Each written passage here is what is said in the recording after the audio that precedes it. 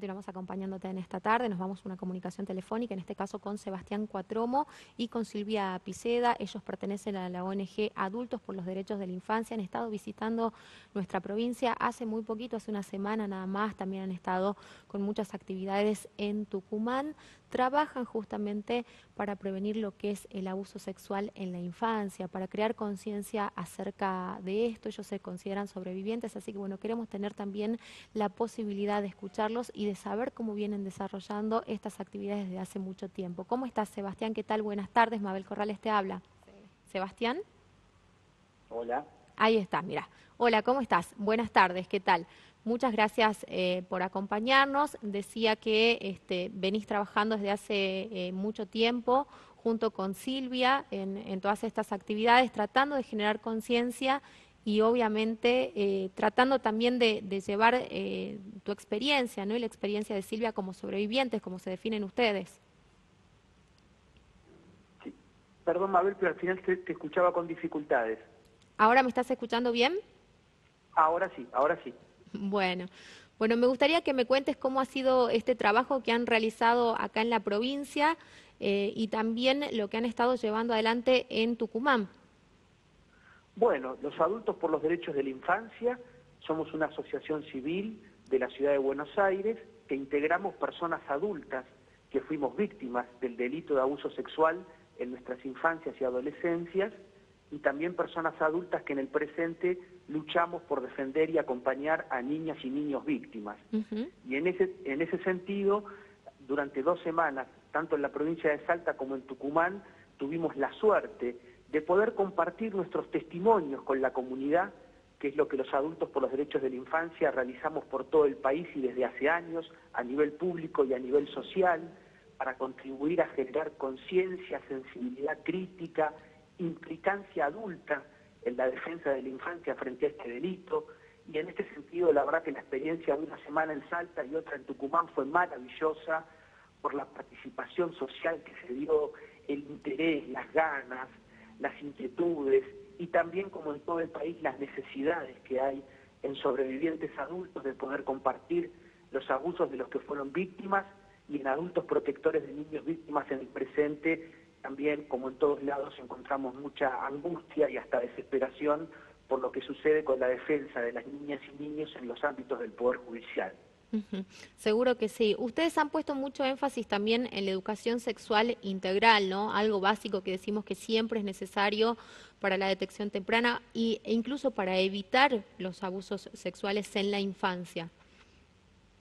Así es, nosotros desde siempre, los Adultos por los Derechos de la Infancia, abogamos porque se logre la plena aplicación de la Ley de Educación Sexual Integral, que fue sancionada en el Congreso Nacional en el año 2006 y que sin embargo a 13 años de su sanción y en nuestras recorridas de tantos años por todo el país, comprobamos que está muy lejos de ser una realidad como debería y nosotros estamos convencidos que si esta ley se aplicara, niñas, niños y adolescentes encontrarían en las escuelas los ámbitos, los contextos y las situaciones donde poder expresar y compartir sus emociones, sus sentimientos, donde poder hablar de lo que les está pasando, donde poder tener adultos confiables a los cuales recurrir. Y en ese sentido también es fundamental la capacitación docente, porque muchísimas veces las niñas, niños y adolescentes manifiestan estar siendo víctimas de abusos, no necesariamente con palabras, como a veces, y no sin dificultades, podemos hacerlo los adultos, sino a través de sus juegos, de sus cambios de conducta, de sus actitudes, a través de sus dibujos. Y nosotros creemos que si como adultos, y en este caso el Estado, como garante de los derechos de la infancia, generamos esas condiciones, por ejemplo, el abuso intrafamiliar, que es el que predomina en nuestras sociedades, va a tener que aflorar con una fuerza como no lo ha hecho nunca hasta ahora, porque justamente como adultos no creamos las condiciones para que eso suceda. Tal cual. ¿Qué es lo que va a ocurrir, por ejemplo, con la injerencia de la Iglesia? ¿No? Sabemos que también muchos abusos sexuales en la infancia se dan en este contexto. Ustedes también han hablado acerca de esta situación. Me gustaría tener tu palabra, Sebastián, en torno a esto. Bueno, siempre también nosotros compartimos públicamente una estadística que es una campaña pública de la Comunidad Europea que sostiene que 1 de cada 5 niñas, niños y adolescentes son víctimas de abusos. 1 de cada 5 quiere decir el 20% de la población. Sí. Es decir, 2 de cada 10 personas. Y de esas 2 víctimas, una lo es de carácter incestuoso, es decir, en el ámbito intrafamiliar y en todos los sectores sociales.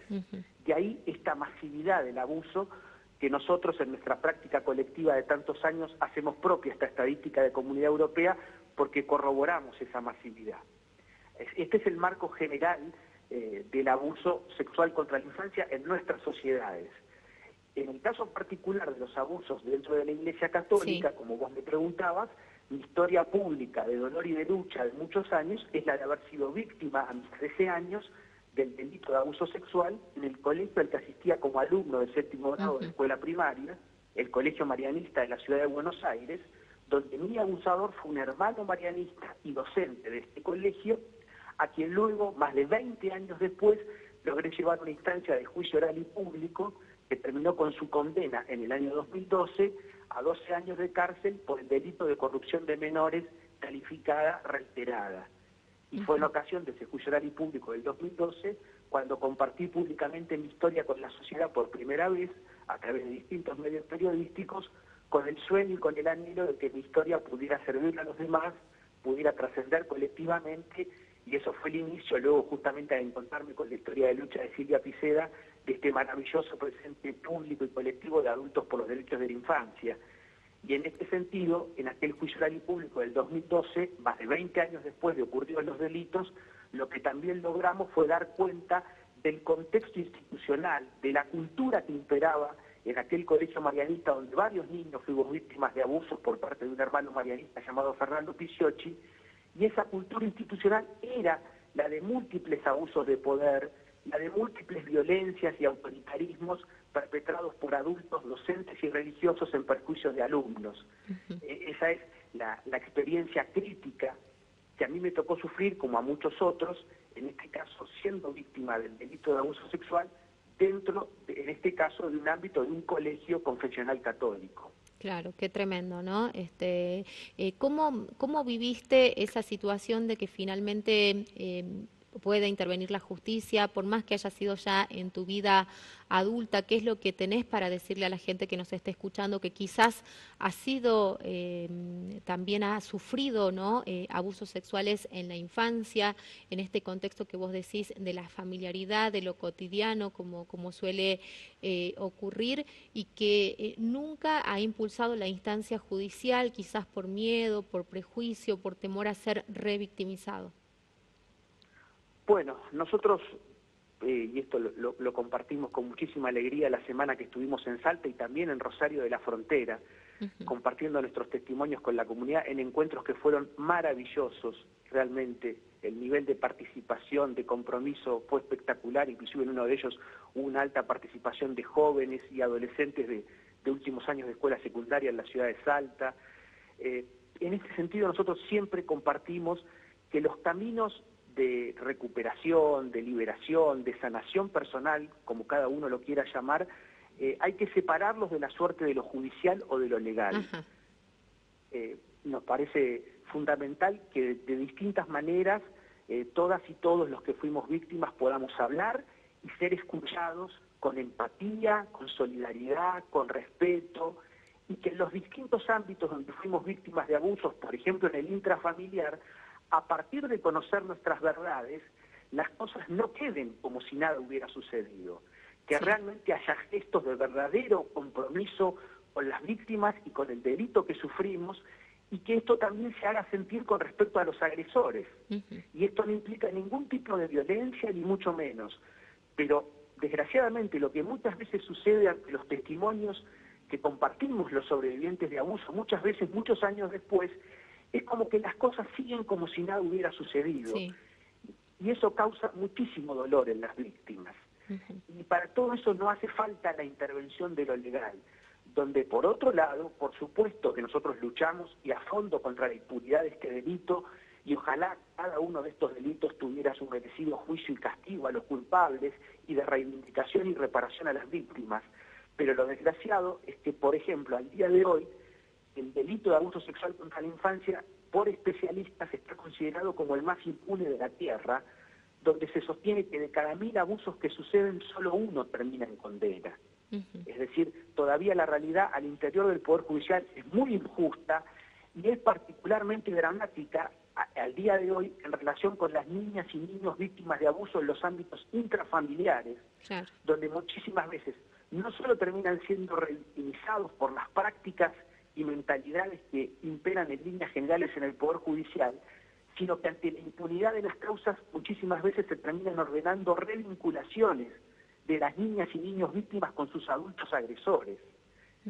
Entonces, ese es un estado de cosas que, por supuesto, esto amerita siempre una denuncia pública y por eso, entre otras cosas, también nuestra presencia permanente en la escena social con nuestros testimonios y relatos, porque esto debe ser cambiado y tiene que ser la presión social la que obligue en este caso al Poder Judicial a cambiar esta situación que es inaceptable y escandalosa, pero esto, por supuesto, refiriéndonos al presente de las niñas, niños y adolescentes víctimas.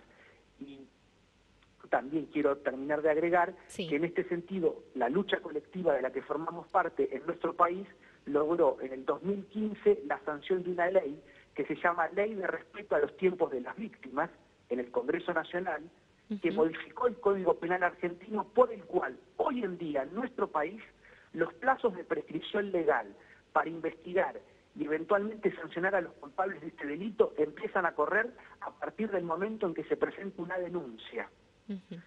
Por eso se llama Ley de Respeto a los Tiempos de las Víctimas, porque en este sentido, en nuestro país, hoy una víctima puede ir a denunciar el delito de abuso sexual muchas décadas después de haberlo sucedido, porque realmente la ley lo que logró es dar cuenta de la gran complejidad psicológica y emocional que tiene para cualquier niña, niño o adolescente ser víctima de este delito y de los distintos procesos y tiempos que cada víctima tiene para poder hablar de lo que le pasó y eventualmente para poder buscar reparación y justicia. Bueno, interesantísimo esto que nos resaltás, justamente el avance también en nuestra legislación a nivel nacional para que toda persona lo tenga en cuenta y obviamente también pueda darle difusión y, llegado el caso, interponer la denuncia necesaria, ¿no? Te agradezco mucho, Sebastián, le mando un abrazo enorme a Silvia, gracias por atendernos en esta jornada.